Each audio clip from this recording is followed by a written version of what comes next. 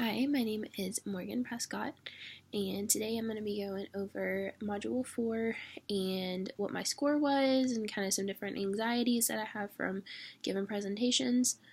So first off, my score was a 59, and that was kind of like in the middle, but it was also towards the lower end of the middle, so that I really was actually kind of surprised about. I figured that I would score really low on it because I have such bad anxiety from giving any kind of presentation to anyone.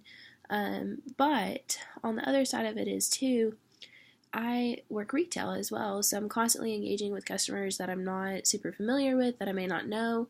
So there is that end of it, so that possibly could be why I scored a little higher than what I thought I would. Okay, so kind of going into a time that I did have really bad anxiety from giving a presentation. So I actually used to go to ACU for a while before I transferred over to tech, and presentations were so hard for me.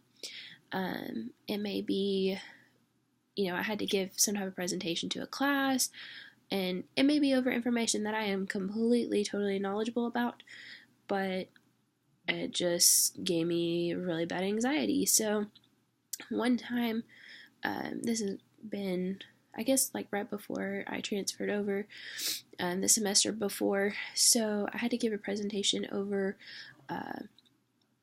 kind of to do with like military stuff, and like the whole time I knew what I needed to say, but it just was not coming out. And I just remember having to like take a step back, and I asked my professor, I said, can I, do this again tomorrow? And it was just like the same thing over and over again. So you would think by now, as many presentations as I've given, with me now being a senior, it would be a little better, but it's not. So one of the techniques I talked about doing is the stress control breathing, and that's something I really need to practice, especially when having to give presentations to people, because sometimes when excuse me, sometimes when I am giving a presentation, I get to talking really fast, so I can hurry up and get done. That's something I need to practice, and it'll hopefully help lower that anxiety.